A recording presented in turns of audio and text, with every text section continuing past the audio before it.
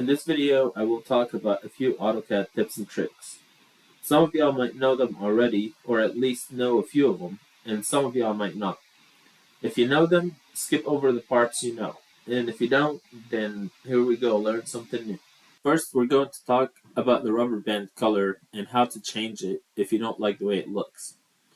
I'm going to draw a rectangle and move it to show you just the default dashed yellowish line. To change it, just type options, go to display, click colors. Under the interface element, click rubber band line, change it to whatever color you want, hit apply and close, and then hit OK. And now you can see that rubber band changes to the color you chose. Next, we'll talk about the multifunction grips. I'm just going to draw a polyline so we can use it in this exercise. If you click on it, go over the vertex. You can stretch the vertex with a certain amount of units that you want. I used 5 in this case. Or you can hover over the vertex and add vertexes as many as you need.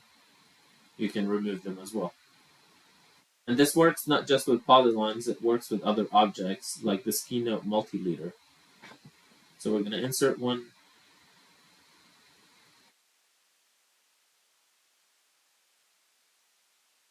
If you click on it, if you go over the leader, you can add a vertex for the leader. Or if you go over the note, you can add a whole new leader. So it depends what you hover over. You'll have different options to do different things.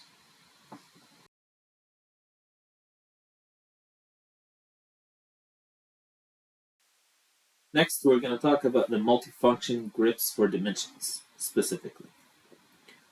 We're going to add a dimension by using dim align.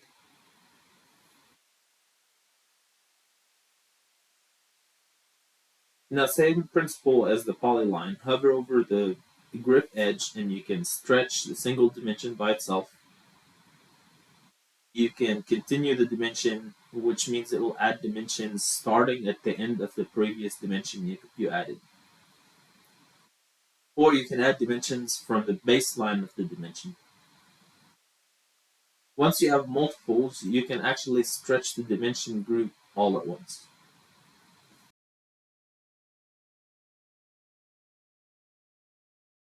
Now we'll talk about the toggle grip command using the spacebar. I'm going to just draw a rectangle.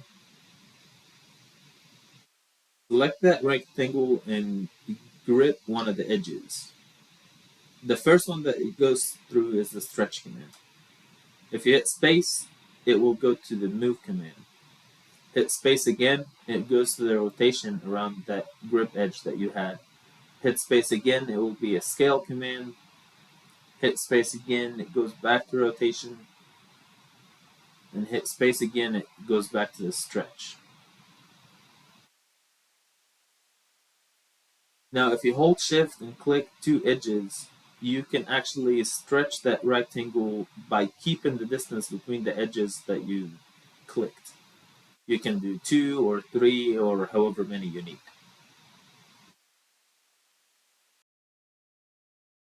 This next command is to nudge objects using control.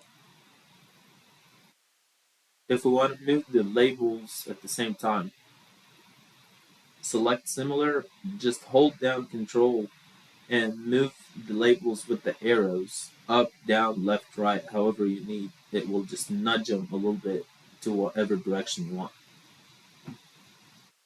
This next command allows you to calculate parking spaces using fields. All you need to do is draw a polyline across the parking spots that you're trying to count. Go to Fields. Under Field category, hit Objects. Click on Object and click the polyline that you drew. Then under Property, change it to Length. Under Format, change it to Decimal. Precision goes to 0. The conversion factor is equal 1 over the space of each parking space you have. And then you hit Alt-Enter to calculate that conversion factor. Then you hit OK, and you can insert a text with the number of parking spaces you have.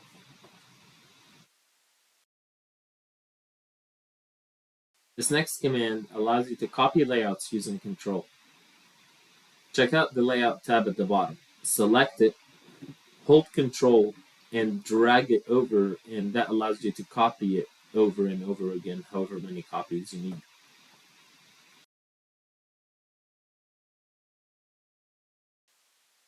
This command allows you to cycle through Layout tabs using the Control and Page Up and Down buttons. So instead of having to go to the bottom and select every layout, just hold Control and click Page Up or Page Down to move right and left throughout the layouts. This command allows you to reverse the arc direction using Control. So if you're trying to draw an arc in between two lines, I'm going to use the center point as the midpoint between the edges here.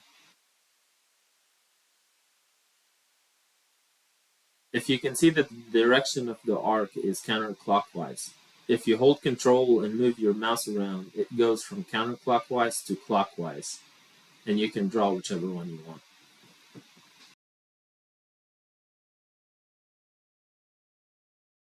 This command allows you to change text case from uppercase to lowercase.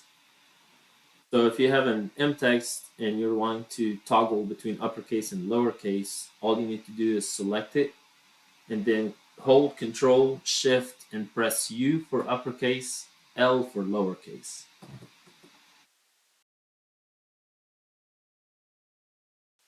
This next trick allows you to zoom to selected objects with the View cube. If you select an object and go to the View cube in the top right corner, click on top and it will zoom into the object that you selected. This command allows you to cycle through objects using the Shift and Spacebar. When you have objects on top of each other, instead of having to use the Selection Cycle menu, you can simply hover over them, hold Shift, and press the spacebar multiple times to go through every single object that lays on top of each other.